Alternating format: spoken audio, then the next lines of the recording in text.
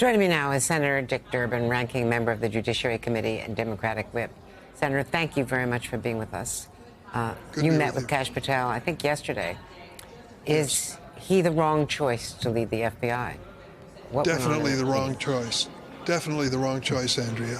When you consider this as the leading criminal investigative agency in the world and how much we rely on it to keep us safe, he is not up to the task. He has neither the experience, nor the judgment, nor the temperament to be in such a powerful position where he can literally decide who's going to be investigated and who is not. Talk to me about his judgment and what leads you to that conclusion. I read his book. If you want to know where he stands, he tells you exactly where he stands. A list of 60 enemies, political enemies, people who have slighted him in the past or have offended him in some way or another.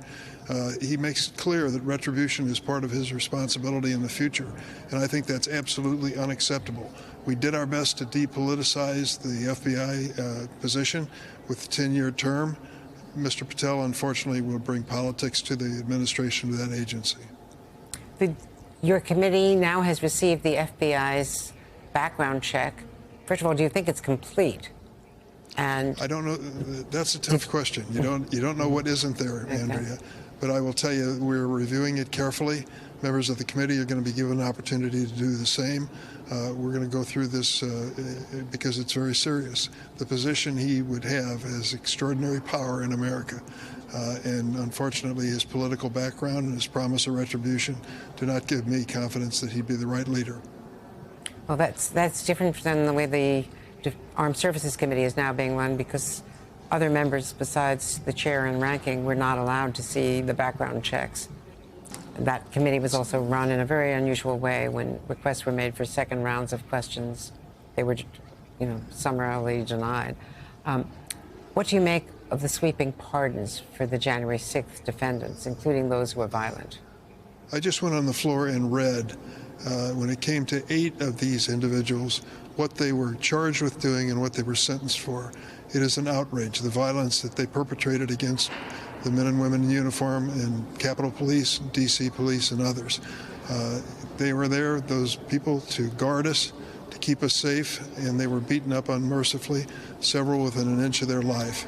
And to think that they have now been given a full unconditional pardon by Donald Trump after what they did to these members of the Capitol Police is just outrageous. Have you heard from any Republican colleagues, though, enough to defeat either Patel or Pam Bondi as Attorney General? Well, I don't know that anybody's made enough public announcements to guarantee the outcome of any of these nominations. I just hope that what I've said and what I'm offering to individuals to read will be taken very seriously. Pam Bondi did testify that she would consider pardons individually rather than 1,500 at a time on day 2 of the administration. Yes, she did, and she made it clear she was against violence on law enforcement, police officers. That was very explicit, and unfortunately, President Trump did not follow that guidance.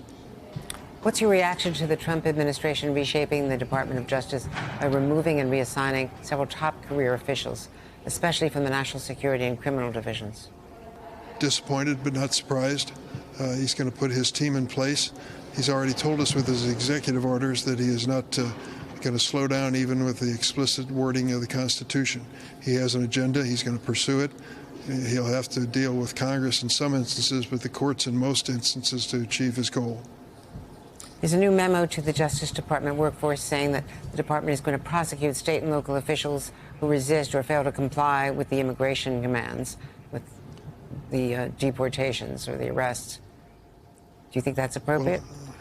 Well, of course not. We want to make sure we have cooperation with state and local sources. I've spoken to Governor Pritzker of Illinois this morning. We understand that we may be a target of this effort. People are going to be treated fairly in our state as best we can manage. I hope that the threats from the Trump administration don't discourage people from doing the right thing in Illinois. And I want to ask you about the DEI decision, because that affects, it seems like, everyone in government, and by implication, the way it's worded, it seems like it's also a directive to universities, to corporations, to others around the country. Well, there's no doubt about it. It's designed to discourage efforts to have diversity in the leadership of companies as well as agencies of government. I happen to think that diversity is America's strength. Obviously, the Trump administration sees it just the opposite. We should continue to encourage individuals and agencies and corporations to do the right thing anyway. Do you think it's necessary under this order of an energy emergency to not only suspend drilling, but also to stop what Congress already approved on solar and wind programs in the IRA? It makes no sense. If we can find alternative sources of energy to fuel our economy and do it in an environmentally responsible way, we should do that.